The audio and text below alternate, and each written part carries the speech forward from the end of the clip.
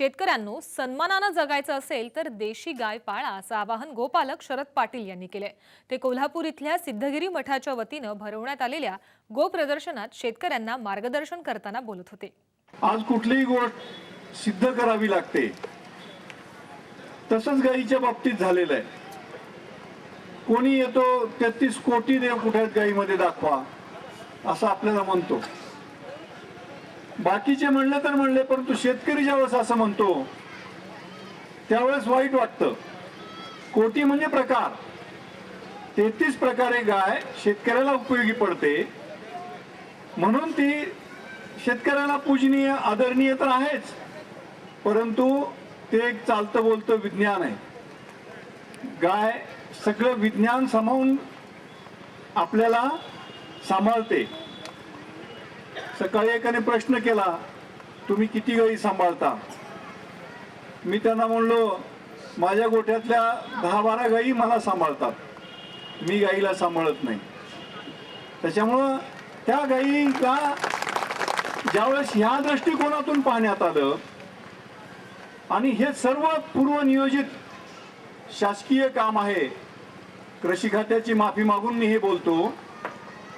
आपल्या ज्या गायी होत्या, गाय गेली दवाखान्यात की भरेव तिला, गाय गेली दवाखान्यात की भरेव तिला हा कार्यक्रम ज्यावेळेस राबला गेला त्यावेळेस देशी गायी संपत गेल्या। प्युअर खिलार गेली तरी भरवायचं, प्युअर लाल कंदार गेली तरी भरवायचं, डांगी गेली तरी भरवायचं, आणि आज बोटावर मोजण्या एवढ्या गायी शिल्लक राहिलेल्या आहेत आपल्याकडे। वाईट वाटतं अशा वेळेस, परंतु शेतकऱ्यांनी असे प्रयत्न केलेले नाहीत। कळप सोडून द्यायचे, कळपामध्ये लहान लहान तिचेच मुलं, तिचेच भाऊ, तिचेच असं रिलेटिव्ह जे असतात कळपामध्ये असायचे, आणि कमी दूध कमी करण्याचं काम केलं। आज जर कोणी आपल्याला सांगितलं की भारताची अर्थव्यवस्था श्रीकृष्णाच्या काळामध्ये दुधावर होती, तर आपल्याला खोटं वाटेल, परंतु दुधाचे महापूर होते ना त्यावेळेस, सगळं अर्थशास्त्र दुधावर होतं।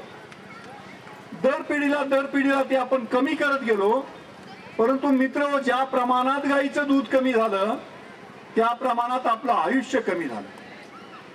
आज 32-30 वर्ष वयामध्ये नाही ते रोग आपल्या अंगामध्ये जडतायत। एकमेव कारण आहे गाईचं दूध।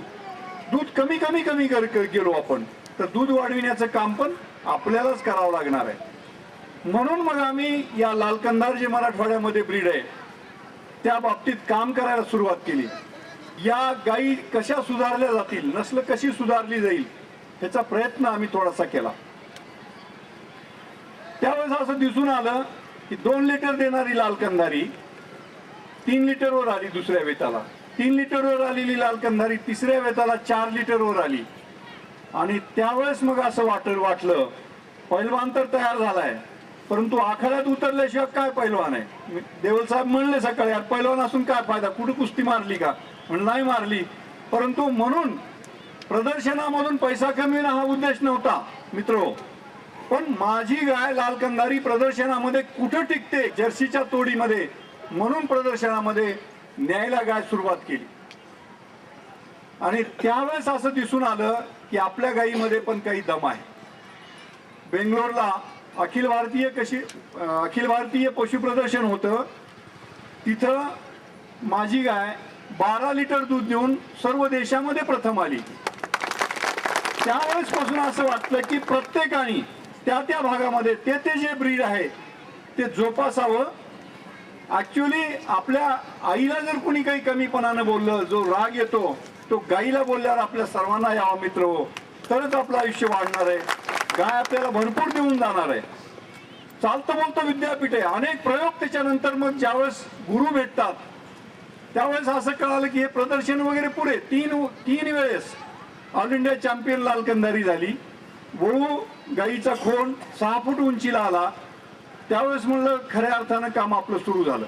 लोक नाव ठेवत राहतात, लोक आपल्या पाठीमागे येतात। लोकांना ज्यावेळेस मी सांगितलं की संपूर्ण गायीवर आधारित माझी शेती आहे, त्यावेळेस खोटं वाटायचं, लोक टिंगल टवाली करायचे, परंतु आज माझ्या गावामध्ये अभिमानानं मी सांगतो, रासायनिक खताचं एक पोतं माझ्या गावामध्ये येत नाही। 150 वस्तीची संख्या आहे माझी। सन्मानानं जगायचं असेल शेतकऱ्याच्या मुलांनी सन्मानाने जगायचं असेल तर दारामध्ये गाय असली पाहिजे, ती गाय जगली पाहिजे. आणि त्यानंतर ज्यावेळेस वाटलं की आपण सर्वांनी एकत्र यावं, एक संघटना असल्याशिवाय आपल्याला काही मिळणार नाही, या अनेक उदाहरणातून आपल्याला दाखवून देण्यात आलेलं आहे. पोलीस पाटील किती असतात गावाला? किती असतात? एक. तरी पण त्यांनी त्यांच्या पगारी वाढवून घेतल्या. त्याचं गणित कुठं गेलं? संघटनेमध्ये गेलं. एक जरी पोलीस पाटील असेल, एक अंगणवाडी ताई जरी असतील, तर त्यांनी त्यांच्या संघटनेच्या जोरावर जे केलं, म्हणून त्यासाठी ही संघटना आपली लाल कंदारची पशु पैदासकार संघटना ही बांधल्याशिवाय याचे प्रश्न खऱ्या अर्थानं सुटणार नाहीत. गाय श्वास सोडते, बऱ्याच अंशी ऑक्सिजन सोडते. म्हणून म्हणलेलं आहे, जिसगर तुलसी गाय उसगर वैद्य कभी न जाय, की गाय जगेल तर मरेल कोण, गाय मरेल तर जगेल कोण. ह्या उक्तीप्रमाणे सर्वांनी गाय सांभाळावी, चांगल्या प्रकारे आपल्या शेतीमध्ये उपयोग करून घ्यावा.